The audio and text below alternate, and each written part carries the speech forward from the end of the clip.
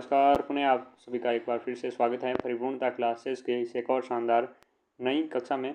इस कक्षा में हम हिंदी साहित्य के अंतर्गत आपके भक्ति काव्य धारा पढ़ रहे थे और इस भक्ति काव्य धारा के अंतर्गत हमने सबसे पहले निर्गुण भक्ति काव्य को पढ़ा।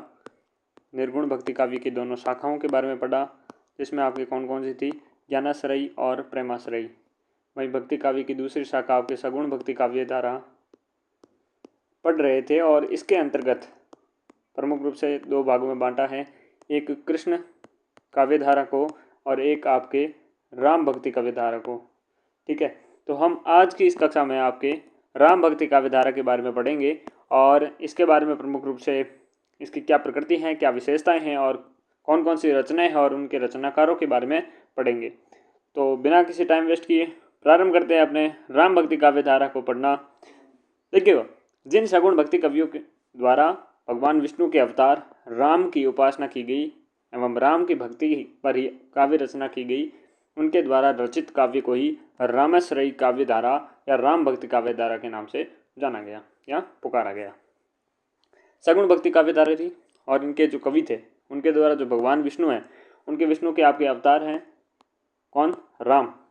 उनकी राम की उपासना और राम की भक्ति पर ही काव्य रचना की, तो उनके द्वारा जो रचित काव्य धारा थी उसे रामाश्रयी या राम भक्ति काव्य धारा के नाम से पुकारा गया। इस काव्य धारा के वास्तविक प्रवर्तक कौन थे? रामानंद थे। कौन थे? रामानंद।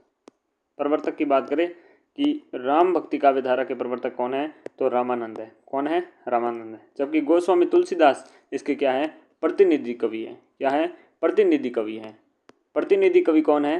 तुलसीदास जी हैं। कौन है? तुलसीदास जी हैं। लेकिन प्रवर्तक कौन है? रामानंद है। कौन है? रामानंद है। प्रवर्तक जो इस धारा को प्रवर्तन करे, प्रारंभ करे, वो प्रवर्तक होता है और सबसे ज़्यादा उसको पॉपुलैरिटी दे, उसको आपके विख्यात करे, वो होता है प्रतिनिधि कवि। सबसे ज़्यादा अग्रणी प्रतिनिधि कवि के रूप में कौन है? आपके गोस्वामी तुलसीदास जी हैं, राम भक्ति काव्य धारा के। प्रमुख आलवार भक्त षटकोप को राम भक्ति काव्य धारा का प्रथम कवि माना गया है। पुस्तक है शास्त्र गीति। कौन सा है? शास्त्र गीति। प्रमुख आलवार भक्त हैं आलवार भक्त कौन है? षटकोप। कौन है? षटकोप। इन षटकोप को राम भक्ति काव्य धारा का प्रथम कवि माना गया है। प्रथम कवि माना गया है राम भक्ति काव्य धारा का। किसे? षटकोप को। रामाश्रयी काव्य धारा की प्रमुख विशेषताओं के बारे में बात करें, इस काव्य धारा के द्वारा राम के लोकनायक के रूप में स्थापित किया गया है। राम की जो लोकनायक के रूप में क्या की गई है? स्थापना की गई है। राम को एक लोकनायक मानकर राम की आपकी छवि अग्र देखने को मिलती हैं और उनके जो विलक्षण गुण हैं वो आपके देखने को मिलते हैं। काव्य धारा आदर्शवाद और मर्यादावाद पर क्या है? आधारित है। मर्यादा पुरुषोत्तम आदर्श राम के रूप में प्रचलित हैं, तो उनकी जो काव्य धारा भी होगी आदर्श और मर्यादा पर आधारित होगी। इस काव्य में धारा में आपके प्रबंधात्मक और मुक्तक दोनों प्रकार के क्या हैं? काव्य रचना की गई है। प्रबंधात्मक और मुक्तक दोनों क्या प्रकार की काव्य रचना की गई है। इसकी भाषा की बात करें तो आपके जो कृष्ण भक्ति काव्य धारा थी, कृष्ण भक्ति काव्य धारा की थी, उसमें आपके ब्रज भाषा की अधिकता को देखने को मिलती है। वहीं पर इस काव्य धारा में आपकी अवधी भाषा, कौन सी? अवधी भाषा का अधिक प्रयोग देखने को मिलता है। इसके अधिकतर कवियों ने दासी भाव भक्ति, कौन से भाव की? दासी भाव को, अपने आप को राम को दासी मानकर उस दासी भाव से भक्ति करी। इस कारण से इसकी भक्ति की जो पद्धति है वो दासी भाव पद्धति है। इस काव्य धारा में प्रकृति के अनेक रूपों का चित्रण मिलता है।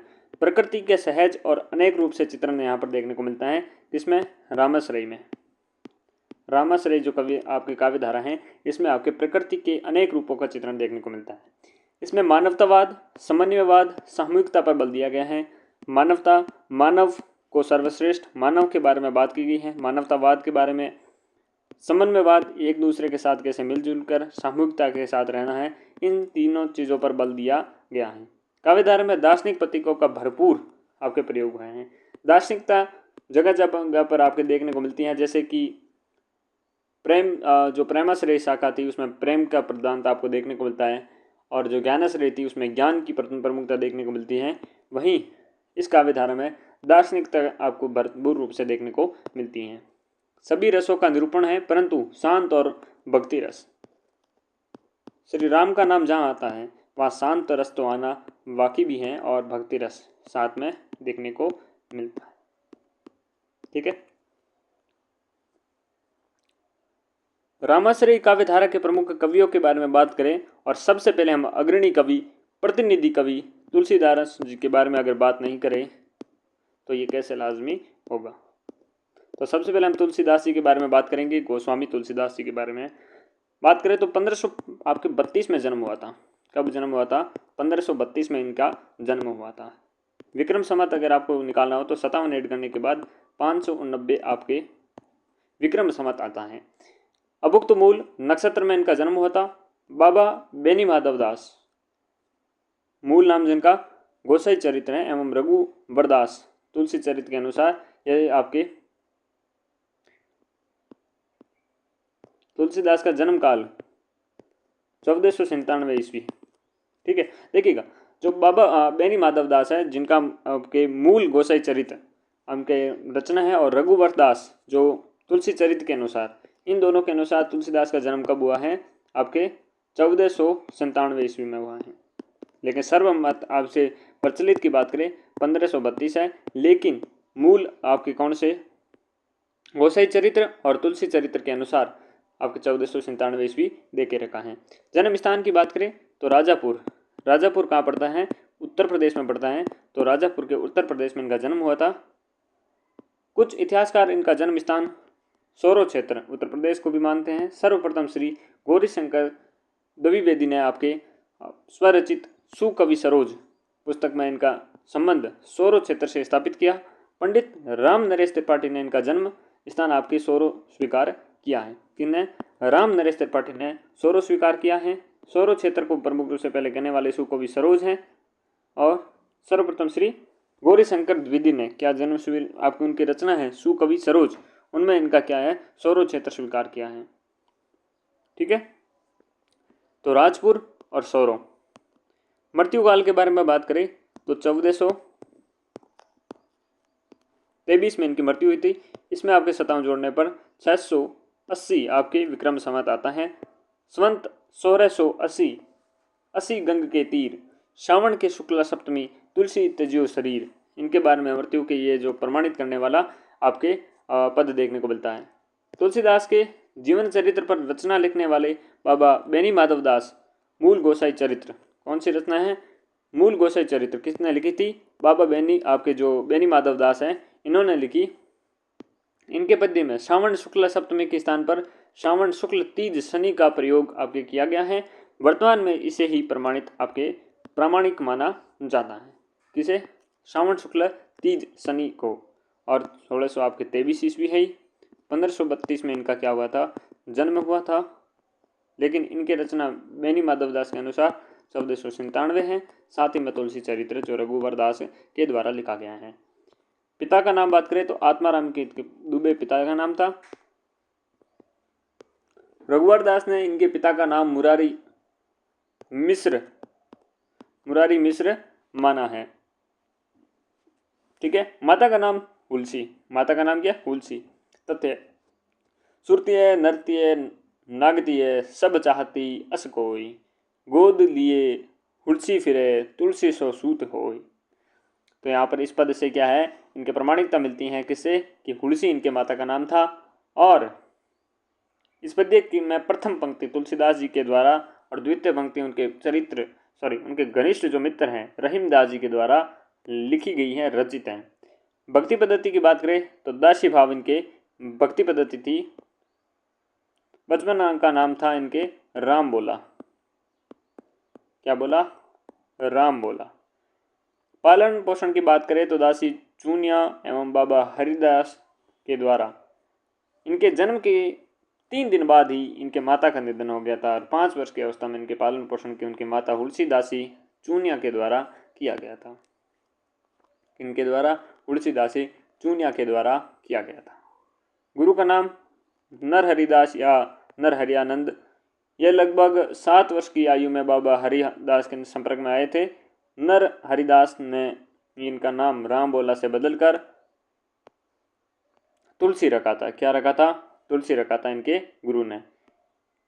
इन्होंने बचपन में सुकर सोरो क्षेत्र में नरहरिदास से रामायण कथा सुनी थी। और दूसरी आपके शेष सनातन। क्या है? शेष सनातन।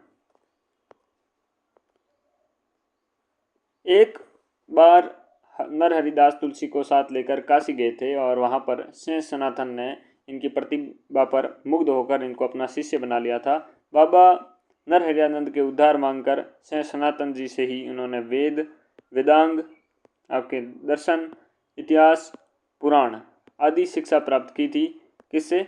आपके शेष सनातन से। किसे? शेष सनातन से। पत्नी का नाम रत्नावली। दीनबंधु पाठक की पुत्री थी रत्नावली, पत्नी का नाम था। अपनी पत्नी की प्रेरणा से ही इनको ज्ञान की प्राप्ति हुई थी। पत्नी के द्वारा बोले गए निम्न कथनों को सुनकर ही ये भक्ति की ओर उन्मुक्त हो गए थे।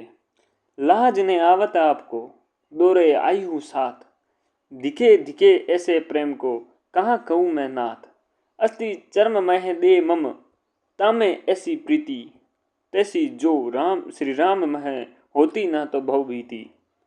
ये आपके वचन सुनकर यहाँ पर तुलसीदास जी क्या हैं? भगवान राम की जो आराधना में लग गए थे। लाज ने आवत आपको, दोरे आई हूँ साथ, दिख दिख ऐसे प्रेम को, कहाँ कहूँ मैं नाथ। अस्ति चर्म मह देह मम, तामे ऐसी प्रीति, तैसी जो श्री राम मह होती न तो भव भीति। ये सुनकर उनका भाव और प्रेम का क्या है? दिशा परिवर्तन हो जाती हैं और वो श्री राम की भक्ति में लीन हो जाते हैं और अपने आप को दासी भाव में लग जाते हैं। प्रमुख रचनाएं। पंडित राम गुलाम द्विवेदी ने इनके द्वारा रचित 12 रचनाओं को उल्लेख किया है। इनमें से 5 बड़ी रचनाएं एवं 7 छोटी रचनाओं के प्रसिद्ध हैं। रचना का नाम देखेंगे और रचना काल देखेंगे साथ में, तो देखिएगा। पहली है राम गीतावली। क्या है? राम गीतावली।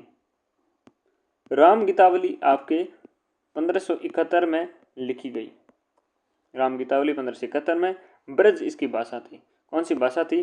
ब्रज भाषा थी। लगभग सभी में ब्रज भाषा देखने को मिलती है। लेकिन रामचरितमानस में आपके देखें तो रामचरितमानस 1574 में लिखा गया, जिसकी अवधी भाषा थी। कौन सी भाषा थी? अवधी भाषा थी रामचरितमानस की। तो राम गीतावली, रामचरितमानस जिसकी अवधी भाषा, राम विनयावली, विनय पत्रिका 1582 में ब्रज भाषा में लिखा गया। फिर है दुहावली 1583 में ब्रज भाषा के अंतर्गत लिखी गई। कवितावली, ये कवित आपके रामायण हैं, ये भी ब्रज भाषा में 1612 ईस्वी में ब्रज भाषा में लिखी गई है। इसके अनुसार पंडित राम गुलाम आपके द्विवेदी जी के अनुसार ये 5 इनके प्रमुख बड़े ग्रंथ हैं। इनके बाद इनके 7 छोटे ग्रंथों की बात करें तो कृष्ण गीतावली 1571 में ब्रज भाषा में ये लिखी गई थी।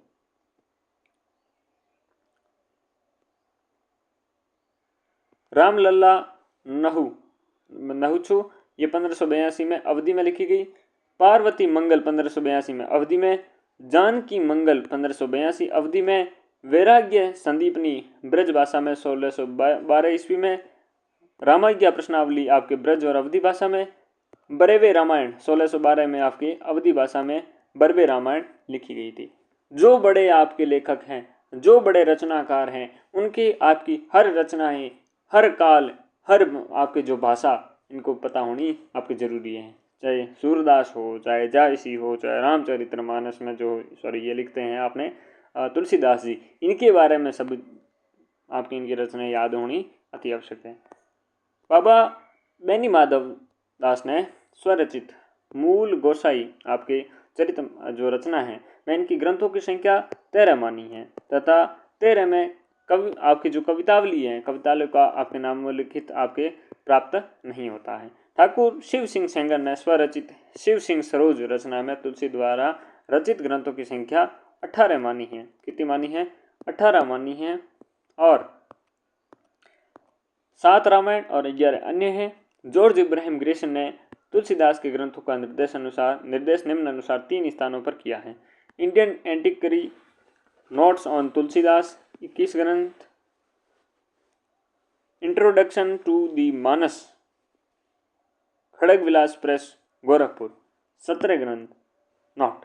इसमें भी वास्तविक संख्या 21 ही है, परंतु 5 ग्रंथ का समुच्चय इन्होंने पंचरत्न के नाम से कर दिया है।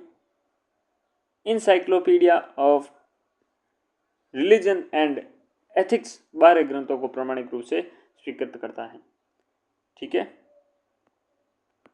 शिव सिंह सेंगर 18 और मूल गोसाई चरित्र बेनी माधव दास के अनुसार 13। ठीक है। नेक्स्ट, बंगवासी के मैनेजर श्री शिव बिहारी लाल वाजपेयी के अनुसार तुलसी द्वारा रचित ग्रंथों की संख्या 20 मानी है। कितनी मानी है? 20 मानी है।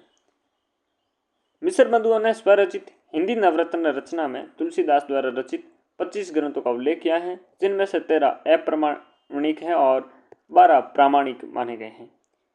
नागरिक प्रचारणी सभा काशी की खोज रिपोर्ट तुलसी नामक कवि की 37 रचनाओं का उल्लेख किया गया है, परंतु 1923 ईस्वी में आपके सभा ने तुलसीदास के केवल 12 ग्रंथ प्रामाणिक मानकर उनका प्रकाशन तुलसी ग्रंथावली खंड 1 व 2 के रूप में किया है। आचार्य रामचंद्र शुक्ल जी के अनुसार हिंदी साहित्य का इतिहास एवं Lal Sitaram selection from Hindi literature द्वारा तुलसीदास की पूर्वोक्त 12 रचनाओं को प्रामाणिक माना है। शिव सिंह सरोज रचना में तुलसीदास द्वारा रचित निम्न रचनाओं का उल्लेख भी प्राप्त होता है। राम सतसही, संकट मोचन, हनुमद बाहुक, रामसलाका, छंदावली, छप्य रामायण, रोला रामायण, करखा या कड़खा रामायण, झूलना रामायण, कुंडलिया रामायण। डॉक्टर उदय भानु सिंह के अनुसार तुलसीदास की रचनाओं को सही क्रम निम्न अनुसार माना है।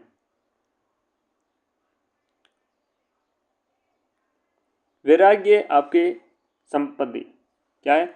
वैराग्य संदीपनी, फिर उसके बाद जो ये वैराग्य संदीपनी है 1570, रामाज्ञा प्रश्नावली है 1571, रामलला नहुचु ये 1572, जानकी मंगल 1573, रामचंद्र चरित्रमानस 1574, पार्वती मंगल 1586, कृष्ण गीतावली 1603, गीतावली 1613, विनय पत्रिका 1612, दुहावली 1623, बरवे आपके रामायण 1623, कवितावली 1623।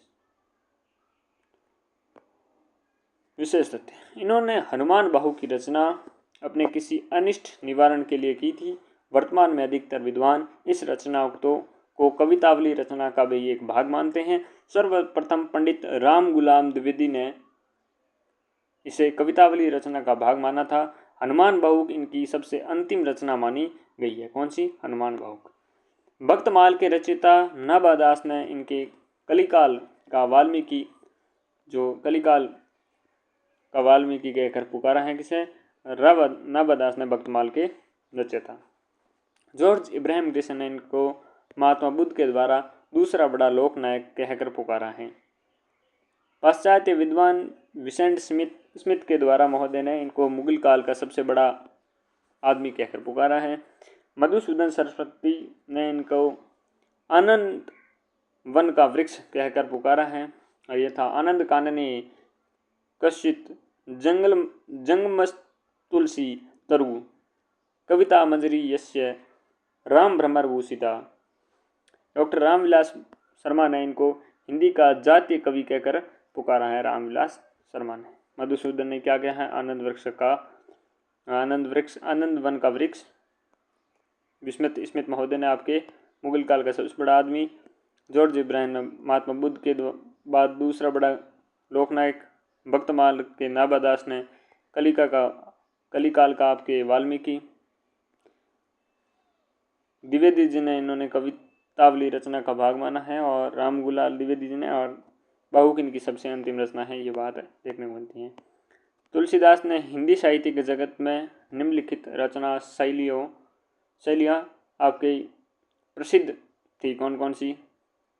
छप्पिया पद्धति जो वीर गाथा काव्य में, गीत पद्धति जो विद्यापति व सूरदास के पदों में, कवित सवैया आपके जो पद्धति है गंग आदि भाट कवियों की रचनाओं में, सूक्ति पद्धति नीति काव्य में, दोहा चौपाई पद्धति प्रेमाख्यान रचनाओं में, परंतु तुलसीदास जी की रचनाओं में इन सभी पद्धतियों का एक साथ सुंदर प्रयोग देखने को मिल जाता है।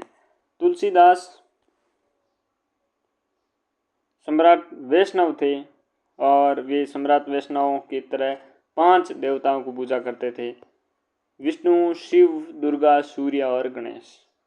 गणेश, सूर्य, दुर्गा और शिव के साथ विष्णु के देवता को पूजा करते थे। आचार्य हजारी प्रसाद द्विवेदी ने इनकी प्रशंसा में लिखा है, अपरिमित धैर्य लेकर एक पितृ पैदा हुआ जिसने भारत में समन्वय की चेष्टा की। इनका काव्य जीवन 2 कोटियों को मिलाने वाला काव्य है। आचार्य प्रसाद द्विवेदी के अनुसार रामाश्रयी काव्यधारा की प्रतिनिधि या सर्वश्रेष्ठ कवि माने गए हैं। भक्ति पद्धति दासी भाव की मानी गई है। रामचंद्र जी शुक्ल ने अनुसार हिंदी काव्य की प्रौढ़ता की युग का प्रारंभ या आरंभ गोस्वामी तुलसीदास के द्वारा ही हुआ है। तुलसीदास निम्न 5 लघु रचनाओं के पंचरत्न कहा जाता है। रामलला, नहुचु, जानकी मंगल, पार्वती मंगल, वैराग्य संदीपनी और बरवे रामायण। ये क्या है? पंचरत्न के नाम से या पंचरत्न को इनको 5 लघु जो रचना इनको कहते हैं। रामलला आपके नहचु, जानकी मंगल, पार्वती मंगल, जानकी, पार्वती, रामलला, नहचु, वैराग्य संदीपनी और बरवे आपके रामायण। इन्होंने कुल 9 प्रकार की भक्ति पद्धतियां नवदा भक्ति का विवेचन किया है। तुलसीदास जी ने सगुण ही अगुण ही नहीं कुछु कछु भेदा यह कथन कहकर निर्गुण व सगुण भक्ति में कोई भेद नहीं माना। आचार्य हजारी प्रसाद द्विवेदी के अनुसार तुलसी का सारा काव्य समन्वय की विराट चेष्टा है। डॉक्टर राम कुमार वर्मा के अनुसार जायसी के बाद तुलसी ने जो अवधि में जो को मानस को कोमल क्लेवर में अमर कर दिया है। जायसी के बाद तुलसी ने जो अवधि को मानस के कोमल क्लेवर में अमर कर दिया है। आचार्य चतुर्सेन शास्त्री के अनुसार तुलसी धर्मध्वज है। चतुर्सेन के अनुसार क्या है? तुलसी धर्मध्वज है। अब बात करते हैं इनकी रचनाओं से संबंधित जो तथ्यात्मक जानकारी है उनके बारे में। रचना काल किसका? सबसे पहला नाम है रामचरितमानस। रामचरितमानस रामचरितमानस के बारे में बात करें तो 1574 ईस्वी में चैत्र शुक्ल नवमी वार मंगलवार संवत 1631 में लिखा गया। रचना की कुल समय आपके 2 वर्ष 7 माह 26 दिन इनको लगे। 2 वर्ष 7 माह 26 दिन लगे। भाषा इनकी अवधि है। प्रत्येक आपके कांड के प्रारंभ में उपलब्ध स्तुतियों में संस्कृत भाषा का प्रयोग हुआ है। चौपाई प्लस दोहा या सोटा शैली का प्रयोग किया गया है। काव्य स्वरूप प्रबंधात्मक काव्य के अंतर्गत महाकाव्य है। इस काव्य के विभाजन 7 कांडों में किया गया है। एक है बालकांड, फिर है अयोध्या कांड, फिर है अरण्य कांड, फिर है आपके किष्किंधा कांड, सुंदर कांड, लंका कांड और उत्तर काव्य सूत्र आपके उत्तर कांड। ठीक है ना, ये सारे कांड है। फिर देखिए सूत्र, बालक अयोध्या ने अरण्य की सुंदर लंका को उत्तर दिया। बालक अयोध्या ने अरण्य की सुंदर आपके लंका को उत्तर दिया। यानी कि बालकांड, अयोध्या कांड, अरण्य कांड, किष्किंधा कांड, सुंदरकांड। ये किष्किंधा, ये सुंदरकांड, लंका कांड और उत्तरकांड। रस योजना की बात करें तो प्रसंगानुकूल सभी रसों का प्रयोग हुआ है, परंतु शांत रस की प्रधानता देखने को मिलती है। अलंकार योजना में सभी अलंकारों का प्रयोग है, परंतु अनुप्रास अलंकार की आपके अधिकता देखने को मिलती है। मार्मिक स्थल, पुष्प वाटिका में राम सीता का मिलन, राम वन गमन, दशरथ मरण, चित्रकूट प्रसंग, वन मार्ग में राम लक्ष्मण को शक्ति बाण लगना। मार्मिक आपके स्थल कौन कौन से हैं? पुष्प वाटिका में राम और सीता का मिलन, राम वन गमन, राम जो वन गमन करते हैं वो, दशरथ मरण, चित्रकूट प्रसंग, वन मार्ग में राम और लक्ष्मण की भक्ति बाण लगना। छंद विधान, चौपाई और दोहा छंद की प्रधानता के साथ 18 प्रकार के छंदों का प्रयोग हुआ है। इस रचना को उत्तर भारत की बाइबिल भी कहा गया है। उत्तर भारत की बाइबिल कहा गया है। आचार्य शुक्ल ने इस रचना को लोक मंगल की साधनावस्था का काव्य एवं लोगों का हृदयहार कहकर पुकारा है। आचार्य शुक्ल ने इस रचना को लोक मंगल की साधनावस्था का काव्य एवं लोगों का हृदयहार कहकर पुकारा है। लोक मंगल की साधनावस्था काव्य एवं लोगों का हृदयहार कहकर पुकारा है। रामचरितमानस लिखने के बाद तुलसीदास ने यह कथा सर्वप्रथम रस खान को सुनाई थी। रामचरितमानस की टीका सर्वप्रथम रामचरण दास ने लिखी थी। टीका किसने लिखी थी? रामचरण दास ने लिखी थी। किसने लिखी थी? रामचरण दास ने लिखी थी। सबसे पहले किसको सुनाई थी? रस खान को सुनाई थी। किसको सुनाई थी? रस खान को सुनाई थी। लिखा किसने टीका? सबसे पहले रामचरण दास ने लिखा। कांड अनुसार प्रथम प्रसंग बाल कांड। राम भरत लक्ष्मण शत्रुघ्न के जन्म से लेकर विवाह तक की कथा का वर्णन है बालकांड में। नारद का मोह, दशरथ द्वारा पुत्रेष्टित का यज्ञ का आयोजन, विश्वामित्र द्वारा राम लक्ष्मण को यज्ञ रक्षार्थ साथ ले जाना, गौतम ऋषि की पत्नी अहिल्या का उद्धार, ताड़के या तारका का वध, पुष्प वाटिका का प्रसंग, राम के द्वारा शिव धनुष का पिनाक या का भंजन, धनुष या पिनाक का भंजन, लक्ष्मण परशुराम का स्वाहन जो समाध है वो, चारों भाइयों का विवाह, राम का विवाह सीता से, भरत का मांडवी से, लक्ष्मण का उर्मिला से, शत्रुघ्न का श्रुतकीर्ति से। विवाह उपरांत अयोध्या का आपके आगमन है। फिर दूसरा कांड है आपके अयोध्या कांड। दशरथ के द्वारा राम के राज्याभिषेक का निर्णय, मंथरा दासी के बाहर बहकाव के आकर कैकेयी द्वारा 2 वर मांगना, राम सीता लक्ष्मण का वनगमन, अयोध्या में गंगा तट तक रथ में प्रस्थान, सारथी का नाम सुमंत, निषाद राज केवट का प्रसंग, निषाद राज केवट गुहे का प्रसंग, दशरथ की मृत्यु, चित्रकूट नामक स्थान पर राम भरत मिलाप।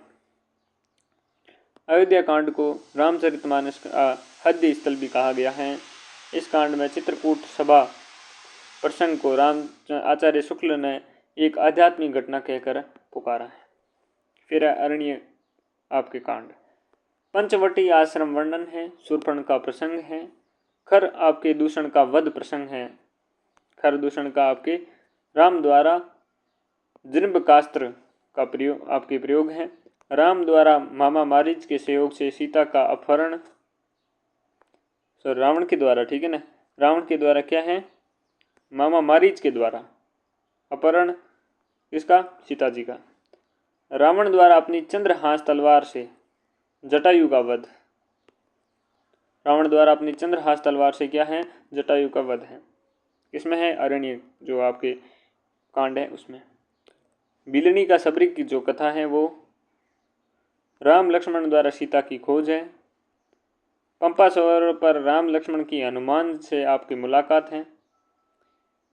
कहाँ पर? पंपा सरोवर पर। किष्किंधा कांड है। फिर आगे ऋष्यमुख पर्वत का राम सुग्रीव की मित्रता, ऋष्यमुख पर्वत पर क्या? राम सुग्रीव की मित्रता, राम द्वारा बाली का वध, सुग्रीव का भाई था बाली, उसका वध, वानर सेना के द्वारा सीता की खोज, हिंद महासागर के तट पर संपत्ति नामक गरुड़ पक्षी का प्रसंग। उसके बाद सुंदर कांड आता है।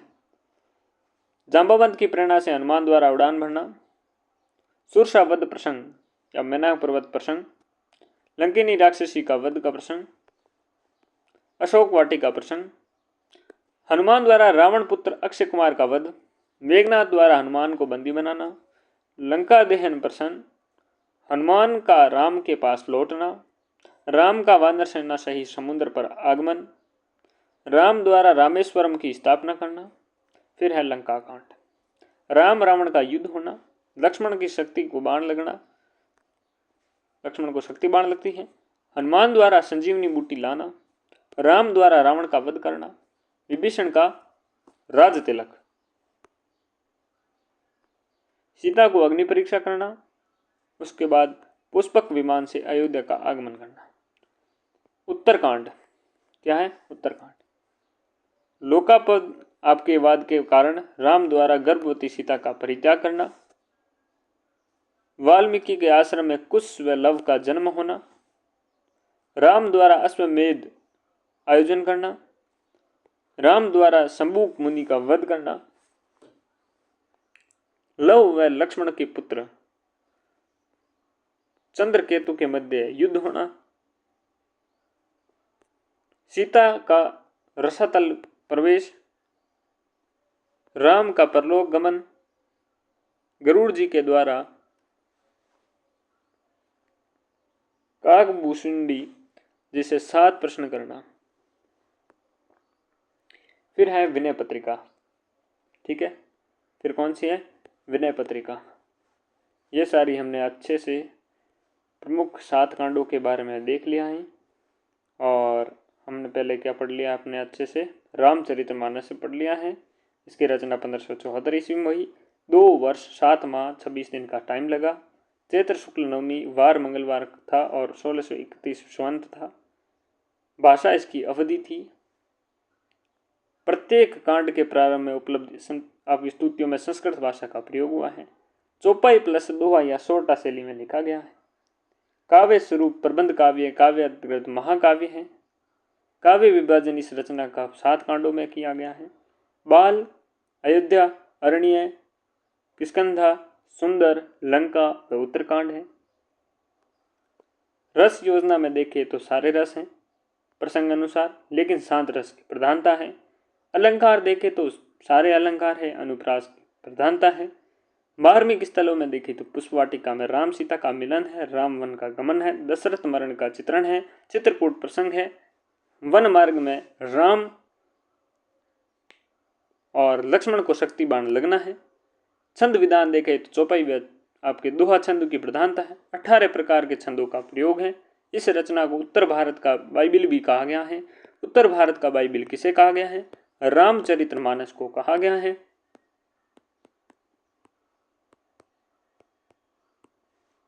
आचार्य शुक्ल ने इसको रचना को लोक मंगल की साधनावस्था का काव्य, लोगों का हृदय हार कहकर पुकारा है। रामचरितमानस ने लिखने के बाद तुलसीदास ने यह कथा सर्वप्रथम किसे सुनाई? रसखान को। टीका किसने लिखी? रामचरण दास ने। बालकांड के बारे में देखा हमने क्या क्या चीजें हैं। अयोध्या कांड में हमने देखा कि दशरथ के आपके राज्याभिषेक का निर्णय से लेकर उनके वो वनगमन तक की। अरण्य में आपके पंचवटी आश्रम पर शूर्पण का प्रसंग से लेकर खुरदूषण वध वगैरह हरण से लेकर आपके प्रमुख रूप से हैं। किष्किंधा कांड है फिर आपके जो ऋषिमुख पर्वत का राम सुग्रीव की मित्रता है। राम द्वारा बलि का जो वध करना है। वानर सैन्य के द्वारा सीता की खोज है। संपत्ति नामक गरुड़ की आपके पक्षी का प्रसंग है। फिर सुंदरकांड में आपके जामवंत की प्रेरणा से आपके हनुमान द्वारा उड़ान भरना है। लंकिनी राक्षस का वध अशोक वाटिका में प्रसंग है। फिर वो लंका दहन करना, राम द्वारा रामेश्वरम की स्थापना करना, वो सारी चीज। लंका कांड में राम रावण का युद्ध से लेकर आपके विभीषण का राज तिलक करने से लेकर सीता की अग्नि परीक्षा से पुष्प विमान से अयोध्या आगमन तक है। 7वां कांड आपके लोका वधवान के कारण राम द्वारा गर्भवती सीता का परित्याग किया गया। फिर राम का परलोक गमन से लेकर गरुड़ जी के द्वारा काकभूषुंडी जी से आपके 7 प्रश्न पूछना। How difficult to pronounce. Vinay Patrika. Vinay पत्रिका राम विनयावली, राम विनयावली। विनय पत्रिका की रचना कब हुई? 1582 में। कब हुई? 1582 में। कुल 279 पद हैं। भाषा की बात करें तो ब्रिज है। उसमें कौन सी भाषा थी? रामचरितमानस में अवधि, लेकिन इसमें भाषा है ब्रिज। मिथिला यात्रा प्रस्थान के समय प्रधान शांत रस की प्रधानता है। और रचना शैली कौन सी है? गीति शैली है। विशेष तथ्य देखें, इस रचना में इनके स्वयं के जीवन के बारे में भी उल्लेख प्राप्त है। कुछ इतिहासकार कहते हैं तुलसी के राम को जानने के लिए रामचरितमानस पढ़ना चाहिए तथा स्वयं तुलसी को जानने के लिए विनय पत्रिका पढ़नी चाहिए। If you want to know about Tulsi, so you must read Vinay Patrika. Tulsi के राम को जानने के लिए रामचरितमानस पढ़िए। इस ग्रंथ की रचना तुलसी ने राम के दरबार में भेजने के लिए की थी, जिसका उद्देश्य कलिकाल में मुक्ति प्राप्त करना था। 21 रागों का प्रयोग हुआ है। प्रमुख विशेषताएं: आत्मनिवेदन है, शरणागति की कामना है, मन की प्रत्याशा है, दयनीय भाव है, तुलसी के दार्शनिक विचारों की अभिव्यक्ति है। क्या क्या विशेषता है? आत्मनिवेदन है, शरण की जो शरणागति की कामना करते हैं। मन की प्रत्याशा, दयनीय भाव, तुलसी के दार्शनिक विचारों की अभिव्यक्ति देखने को मिलती है। प्रमुख पद हैं जो ये देखने को मिलते हैं। कबहू के अम्ब अवसर पाई, या फिर अब लो नसानी अब न नसे हो, जो निज मन परिहरे विकारा, श्री रामचंद्र कृपालु भजू, मन हरण भव भय दारुण, जाके प्रिय न राम विधेयी, तजिए ताही कोटि बरही, सम यद्यपि परम स्नेही। फिर है गीतावली। कौन सी है? विनय पत्रिका के बाद गीतावली, जिसकी रचना 1571 में। कब की गई? 1571 ईस्वी में। 328 पद हैं। 328 क्या हैं? पद हैं। ये भी गीति काव्य से लिए। श्रृंगार रस वात्सल्य युक्त ये प्रधानता देखने मिलती है श्रृंगार रस की। 7 कांडों में रामचरित्र मानस के अनुसार ही ये भी विभाजन किया गया है गीतावली का। बाबा बेनी दास, जो बेनी माधव दास हैं, के द्वारा रचित मूल गोसाई जो चरित्र हैं, उनके अनुसार तुलसीदास की प्रथम रचना मानी गई है। कौन सी? गीतावली।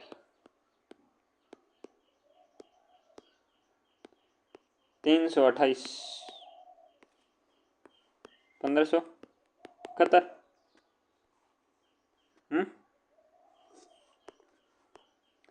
इस रचना में कोई मंगलचारणा नहीं है, कोई मंगलाचरण नहीं है। इस ग्रंथ का प्रारंभ राम के जन्मोत्सव से होता है। सम्यक ग्रंथ के रूप में न लिखी जाकर स्फुट पदों में लिखी गई है। इस रचना के अनेक पदों में सुर सागर की समानता देखने को मिलती है। 21 रागों का प्रयोग किया गया है। गीतावली के बाद कवितावली, ये भी आपकी कवित सेवैया शैली में लिखी गई है। 325 छंद है। कितने छंद है? 325 छंद है। 1612 ईस्वी में लिखी गई थी। ब्रज इसकी भाषा। कवित सवैया छप्य झूलना ये प्रधान आपके छंद है। सीतावट के तट पर। कहां पर? सीतावट। काव्य विभाजन 7 कांडों में है। मानस की तरह ही सबसे बड़ा कांड है उत्तरकांड। प्रधान रस है वीर रौद्र, परंतु भयानक रस का वर्णन अद्वितीय है। किसमें? कवितावली में।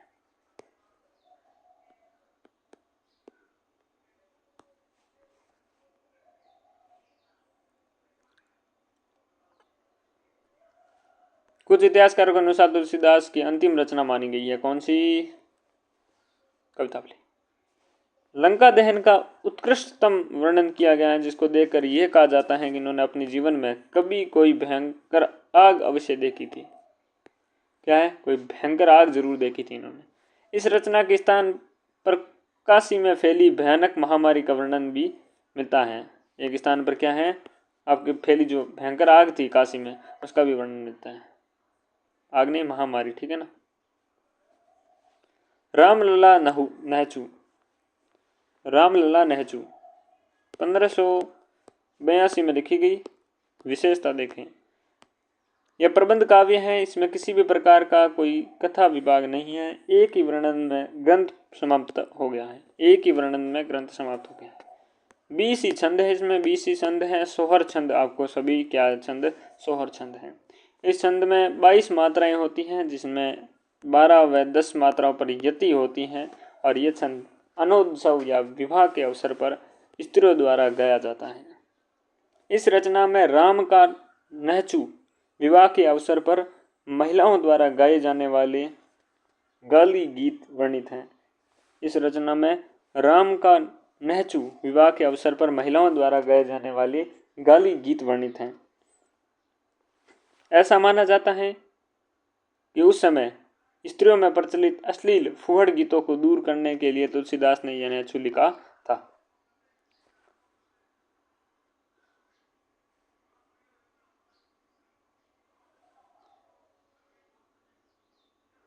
वैराग्य संदीपनी 1612 ईस्वी में लिखी गई थी।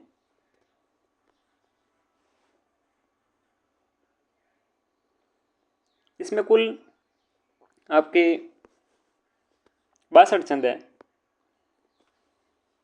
3 प्रकार के छंदों में जैसे दोहा, सोहटा या चौपाई में लिखा गया। यह ग्रंथ 4 भागों में विभाजित है। मंगलाचरण और वस्तु संकेत 7 छंद है।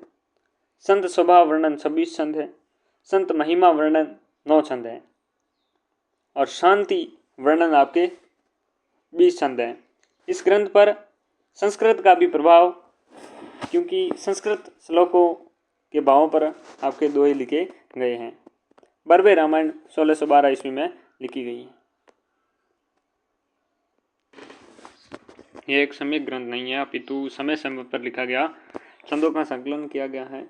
69 इसमें क्या है छंद है, बर्वे छंद, सभी क्या है छंद बर्वे छंद है। 19 मात्राओं वाला मात्रिक सम छंद है, जिसमें क्रमशः 12 व 7 मात्राओं पर यति होती है। क्या होती है? 12 व 7 मात्राओं पर क्या होती है? यति होती हैं।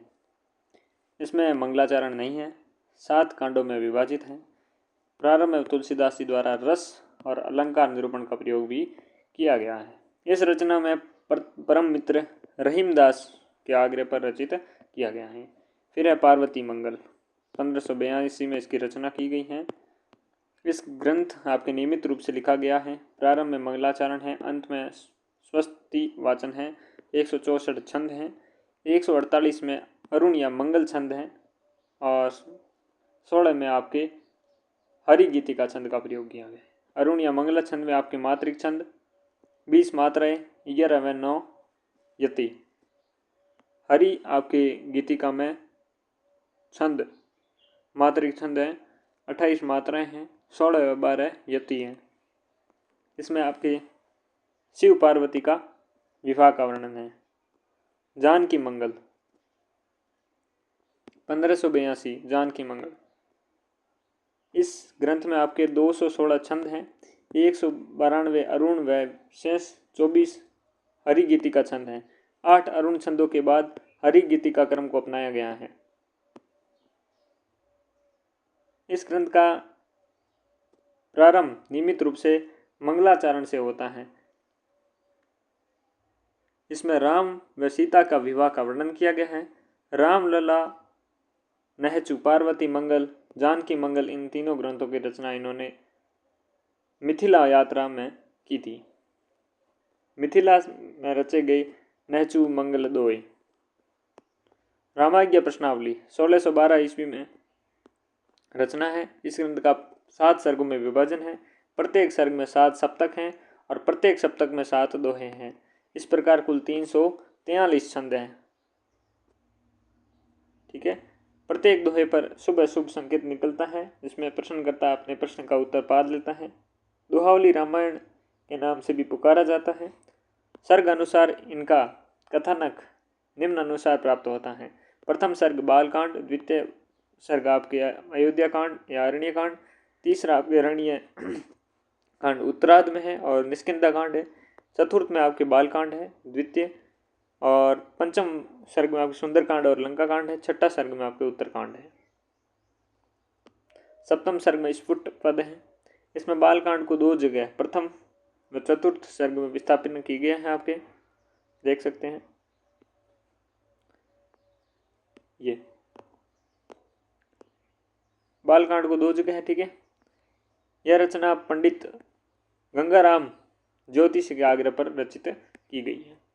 दोहावली 1583 ईस्वी में 573 दोहे हैं। इसमें चातक के माध्यम से प्रेम की अनन्यता का चित्रण किया गया है। ग्रंथ गीतावली 1571। ग्रंथ गीतावली 1571। इस रचना में सूरदास परमर गीत परंपरा का निर्वहन हुआ है और यह रचना आपके राम गीतावली के समकालीन मानी जाती है। इस रचना में तुलसी के स्फुट पदों का संग्रह किया गया है। ठीक है। और प्रारंभ में मंगलाचरण है, अंत में मंगला कामना नहीं की गई है, मंगल कामना नहीं है। आपकी 61 इसमें पद हैं। इसमें कृष्ण गीतावली में।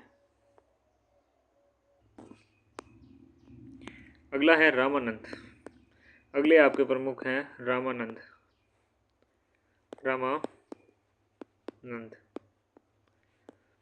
इनका जन्म 1368 में माना जाता है और मृत्यु 100 साल बाद में 1468 में ईस्वी में मानी जाती है।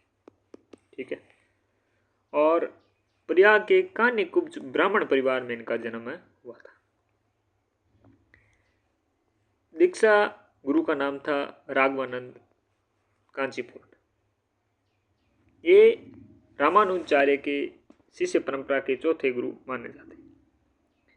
राघवानंद कांचीपुर आपके इनके गुरु हैं और ये रामानुजाचार्य की शिष्य परंपरा के चौथे गुरु माने जाते हैं। नाभादास जी ने अपनी भक्तमाल रचना में रामानंद जी की निम्न 12 शिष्यों का उल्लेख किया है।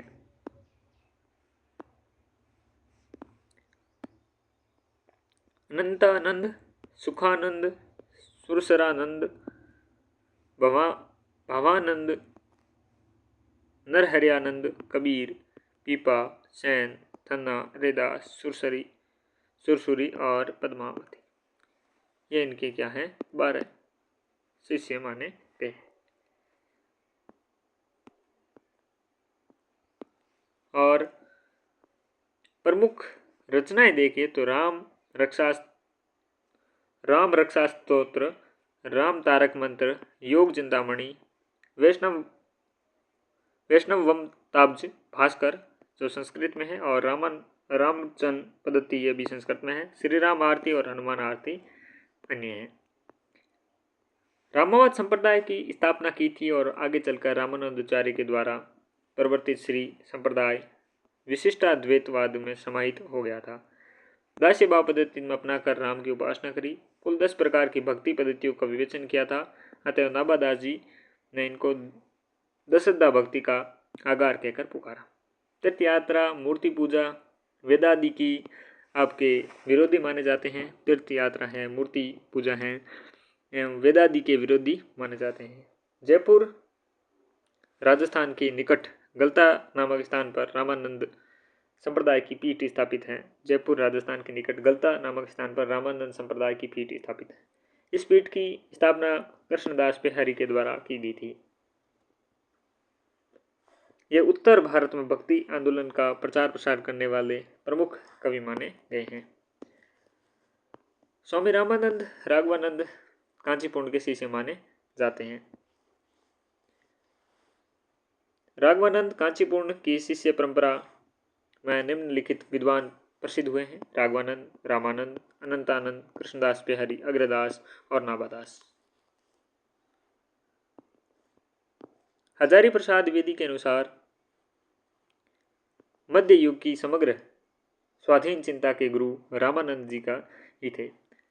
मध्य युग की समग्र स्वाधीन चिंता के गुरु रामानंद ही थे। हजारी प्रसाद द्विवेदी ने स्वामी रामानंद को आपके आकाश धर्मी गुरु भी कहकर पुकारा है।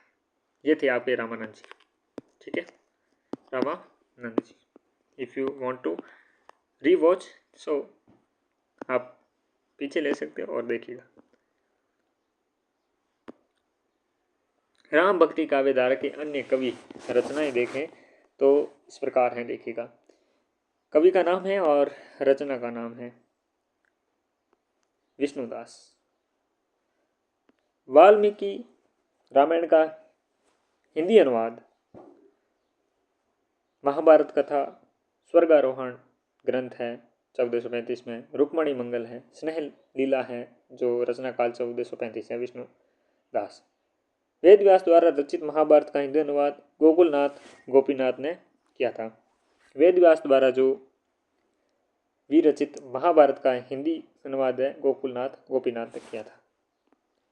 अग्रदास की बात करें तो ध्यान मंजरी, राम भजन मंजरी, रामाष्टयाम, उपासना बावनी, पदावली, हितोपदेश पाशा या हितोपदेश उपाख्यान बावनी अग्रदास की रचनाएं हैं। साथ ही मुसलमान कवि थे। संपूर्ण जीवन राम भक्ति में आपके के लिए किया। इनका वास्तविक नाम अग्र अली खान था। इन्होंने स्वयं ने सीता जी के सखी मानकर राम की उपासना करी। राम भक्ति काव्य में रसिक भावना का समावेश करने वाले कवि माने गए हैं। या तो ये राम भक्ति काव्य में माधुर्य भावना का समावेश करने वाले कवि माने गए हैं। भक्त माल के रचयिता नाबादास के गुरु माने जाते हैं। नाबादास के गुरु रेवासा शिखर में अपनी पीठ स्थापित इन्होंने की थी। फिर हैं आपके ईश्वर दास 1400 आपके 40 ईस्वी में हुए। भरत मिलाप, अंगद पेज, सत्यवती कथा 1501, स्वरंगा रोहिणी कथा और एकादशी कथा ईश्वर दास की कथाएं और ये सारी आपकी रचनाएं हैं। मुनि लावण्य की रचना है आपके रावण मंदोदरी संवाद है मुनि आपकी लावण्य की। जो ब्रह्म जिनदास है इनकी रामचरित या राम रास और हनुमंत राम आपके इनके हनुमंत रास इनकी रचनाएं हैं। ब्रह्म नारायण मल हनुमंत गामी कथा है। रामचरण दास रामचरित मानस टीका, रामचरण दास रामचरित मानस टीका। प्राणचंद चौहान रामायण आपके महानाटक, ये प्राणचंद चौहान की रचना है। ये जहांगीर के समकालीन हुए थे। प्राणचंद चौहान रामायण महानाटक। माधवचारण राम रासो और अध्यात्म रामायण इनकी माधवचारण की रचना है। राम रासो और अध्यात्म रामायण। हद्यराम की हनुमत नाटक और राम गीत इनकी रचनाएं हैं। और लालदास की अवध विलास 1643 में रचित इस रचना का विभाजन 8 विश्रामों में किया गया है लालदास के द्वारा। अवध विलास सीता व राम की लीलाओं का उसमें वर्णन है। नरहरि या पुरुषोत्तम रामायण, नरहरि बापट का पुरुषोत्तम रामायण। रायमल पांडे के द्वारा हनुमत चरित्र, क्या है? हनुम चरित्र रायमल पांडे के द्वारा। नाबादास के द्वारा भक्तमाल और अष्टयाम, भक्तमाल और अष्टयाम नाबादास की रचनाएं हैं। डॉक्टर गिरियसन के अनुसार इनका वास्तविक नाम नारायण दास था। डॉक्टर गिरियसन के अनुसार इनका वास्तविक नाम क्या था? नारायण दास था। भक्तमाल और अष्टयाम किसके हैं? नाबादास के हैं। ये हिंदी साहित्य में भक्तमाल लेखन की परंपरा डालने वाले सर्वप्रथम विद्वान माने जाते हैं। इनकी भक्तमाल रचना 1316 में लिखे गए हैं। लगभग 200 कवियों की रचनाओं का उल्लेख, जीवन परिचय इनका प्रस्तुत किया गया है। ये थे आपके नाबादास। प्रियदास जी के द्वारा भक्तमाल टीका और रस बोधिनी ब्रज भाषा में लिखी गई। भक्तमाल टीका रस बोधिनी ब्रज भाषा में लिखी। बेनी माधवदास मूल गोसाई चरित्र, तुलसीदास का जीवन परिचय इसमें है। माधवदास जगन्नाथी इनके द्वारा रघुनाथ लीला लिखी गई। परशुराम के द्वारा दशावतार चरित्र और रघुनाथ चरित्र लिखा गया। परशुराम देव के द्वारा दशावतार चरित्र और रघुनाथ चरित्र लिखा गया। चंद्रिका प्रसाद दीक्षित के द्वारा केकई महाकाव्य लिखा गया। चंद्रिका प्रसाद दीक्षित के द्वारा केकई महाकाव्य। बलदास के द्वारा चित्राबोध लिखा गया। बाल भक्ति, नेहा प्रकाश और दयाल मंजरी लिखा गया। बाल भक्ति, नेहा प्रकाश व दयाल मंजरी। राम प्रिया शरण सीतायण, सीताराम प्रिया, राम प्रिया शरण आपके सीतायण या सीताराम प्रिया लिखी गई।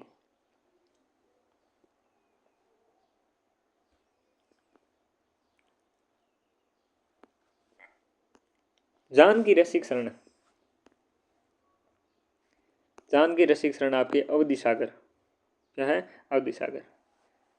कलानिधि, श्रृंगार रस माधुरी, वाल्मीकि रामायण, रामायण आपके सूचनिका, वृत्त चंद्रिका, नवसई आपकी समस्या पूर्ति, इनका मूल नाम श्री कृष्ण था, कलानिधि के द्वारा लिखी गई। महाराज विश्वनाथ सिंह के द्वारा शब्द, कहकरा, 84, रमेनी, वसंत 34, आदि मंगल, आनंद रघुनंद नाटक, संगीत रघुनंदन, आनंद रामायण, रामचंद्र की सवारी, गीता रघुनंदन और रामायण इनकी रचना है। जाकू आपके मुनियार की रचना है हरिश्चंद्र पुराण। जाकू मुनियार की क्या रचना है? हरिश्चंद्र पुराण। ललकदास की सत्यो पाख्यान है, सत्योपाख्यान लल्लकदास की है। गुरु गोविंद सिंह के द्वारा गोविंद रामायण है, गुरु गोविंद सिंह के द्वारा गोविंद रामायण इनकी रचना देखने को मिलती है। जानकी रसिक शरण अवध सागर है इनकी, जानकी जो शरण है अवध सागर लिखी गई है। जनक राज किशोरी शरण, जनक राज किशोरी शरण के सीता राम सिद्धांत मुक्तावली और सीता राम संत रागिणी, जानकी करुणाभरण और रघुवर करुणाभरण, ये जनक राज किशोरी वरण की रचनाएं हैं।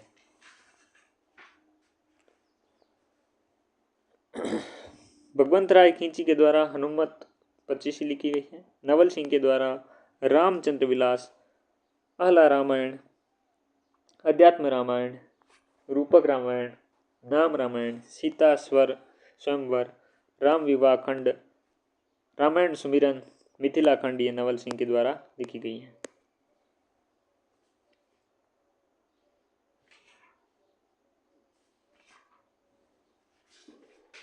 ठीक है।